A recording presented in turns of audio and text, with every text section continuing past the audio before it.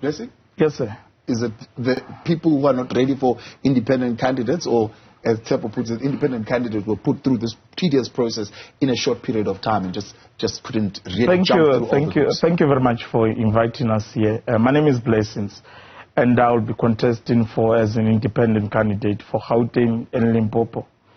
I would like to say that it was not an easy task to do. They put a mountain ahead in front of us, so that it becomes a very difficult task to actually contest an independent candidate. You have to gather about 1,000 signatures, but you need resources to do that. Some of the people, ordinary South Africans in the villages or somewhere in South Africa where opportunities are not found, they had to go out and get these signatures, which is a very difficult process, which you have to get resources to travel, to meet and organize people, and also within a very short space of time, as he has alluded to the process that was difficult. But we are here and we made it, and we will be contesting this coming 2024 general election. How do you manage this? I mean, smaller parties like the AMCU party I spoke to, they said it's very difficult, for example, to convince people to give you their ID numbers. Yes. Right? Never mind to then sit down in the process and capture each and every one of them and load them onto the IEC process. It's a cumbersome kind of task. I mean, you need to tell them about your vision and what you want to achieve in terms of how you want to see the future of this country. It was not an easy task, I would like to agree.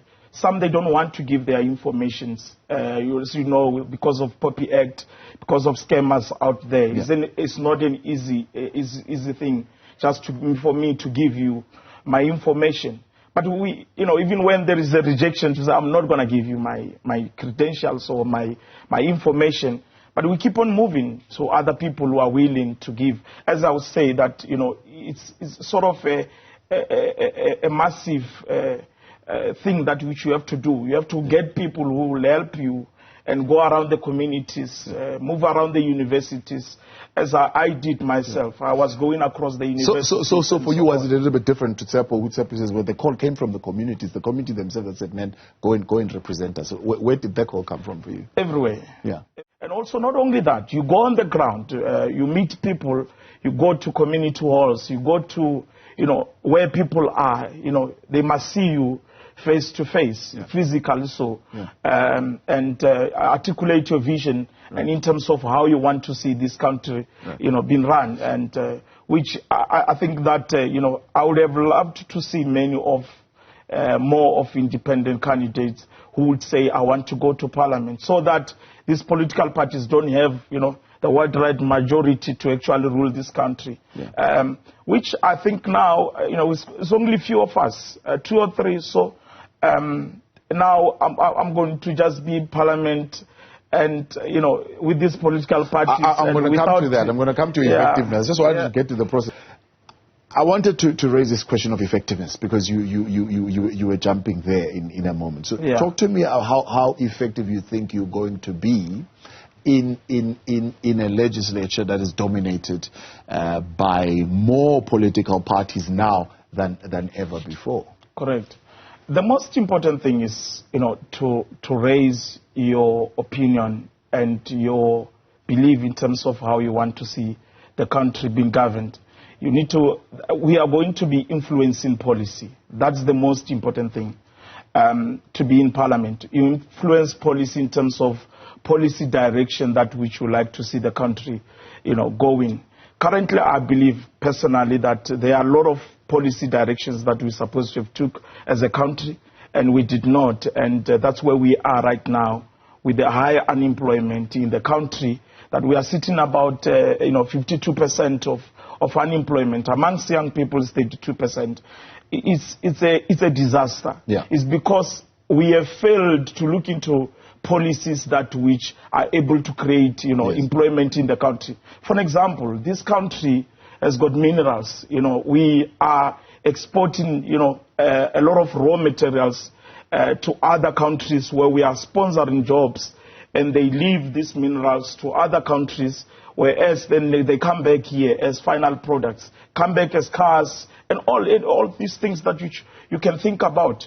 But if we came up with policies to say 50% of our minerals, long time ago, let them be beneficiated here so that we're able to create jobs. Not only that, also looking in terms of tax invasion amongst these mining companies, amongst even the entire sectors of the economy. So two big ticket items for you. One is the beneficiation. Policy, but two, illicit financial flows. Illicit outflows, which I think is happening. I'm a mining engineer by profession, right? And I'm an activist in the mining sector. I'm the president of Mining Forum of South Africa. I mean, we have been, engaging the DMR with regard to, policies, directions, and also wanting to see, oversight, as you have said, to say implementation of mining charter, implementation of social and labor plans. I mean, you'll drive across the country where mining companies are operating. It's a disaster. There's no service delivery. One can listen to that and say, well, I've been listening to Blessings. You are likely going to lend your seat and your support and that support of your constituency to, for example, a party like the EFF. So when it comes to voting, you'd want to align more with parties not really. like that. I don't believe in an open border policy. I'm against that.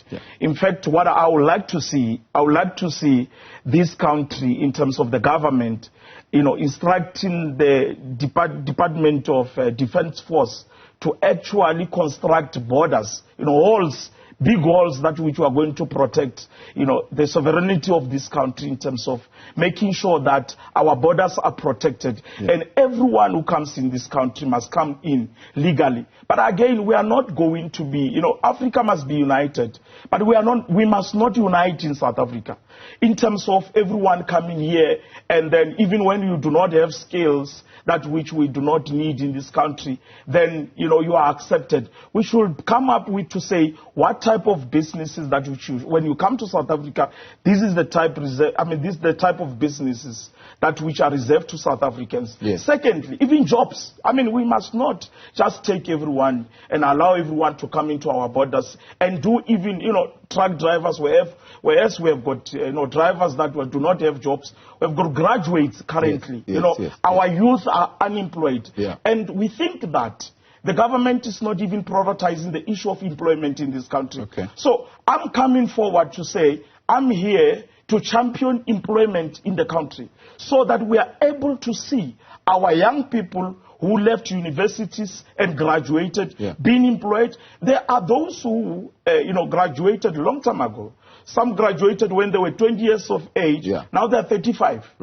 They do not have opportunities. This government, what's supposed to do, or what they were supposed to have done, it was to prioritize the issue of employment. That's why now I believe that they are bribing young people, they are bribing the unemployed with these grants.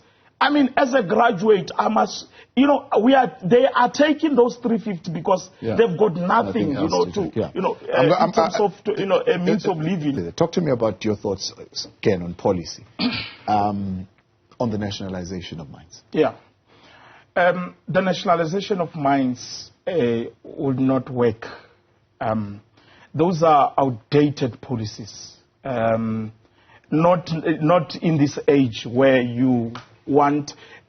people don't know that currently the government has got an SOE called Alesco, that which is a mining state company, which is one of the mining companies organization under SOEs that which was being investigated during the Zondo Commission. They have actually ran it down. I would like to believe that. What we should be doing, the state should create a conducive environment for business in the country, not interfere with actually the operations of private businesses. Apart from that, if you are nationalizing all these mines, what you are saying is that you are taking someone's property. there are collaterals that which has been taken against this. It's assets, basically. Mining, when you say nationalizations of mines, you are talking about assets, right? Some of these assets don't belong to this country. They belong to, investors from the rest of the world. Yeah. And you are bringing yourself sanctions because you are tampering with property. And any country that which tampers with property will not succeed. Not in this age, right? Currently, we want to create jobs, but investors, what they are looking at, they don't look at the issues of, they look to say, is my, investment safe? Yeah. If you want to invest in a country where, investment is a threat, no one is going to invest in that particular country. Not only that, right? Let's talk about also the nationalization of, expropriation of land without compensation. Yeah. It's a disaster. What you are saying right now is that you are also taking someone's farms, you are also taking someone's property, and you are making it yours, right? Even those farmers, they've went to the banks, they've went, maybe international funding to look for funding and all of that, in collateral with these properties and all. What you are saying is that though there is not going to be any repayment of those, of those assets. So you're for the protection of property rights? I'm there for the protection, and defending democracy. Democracy. Yes, of course. And you're also for a free market. Correct. In this way, right? Policy, yeah. I would have to agree it was injustice of, of the land in 1913 where, the land was, dispossessed and so on, we want land. For everyone wants land. There's no one who doesn't want it, right? But we came with the policy of willing buyer, willing seller. Right. Currently also, it's very important to note that the government has got a huge vast of land, which they were supposed to give to people, and they did not do that. But again, when I give you land, to say, here is a land I've expropriated, you haven't trained the people. We have closed the ANC government. When they came to government, they found, the apartheid government had built these agricultural colleges where you go and learn about carpentry, you go and learn about farming and all. They closed all of that, right? Now, our people do not even have skill to do farming. Maybe subsistence farming you can do, but I do not have a skill to do commercial, farming itself. But I would like to say that those who are advocating for these policies, they are flawed by nature. Those are outdated, policies that which can affect this country and take us to the dogs.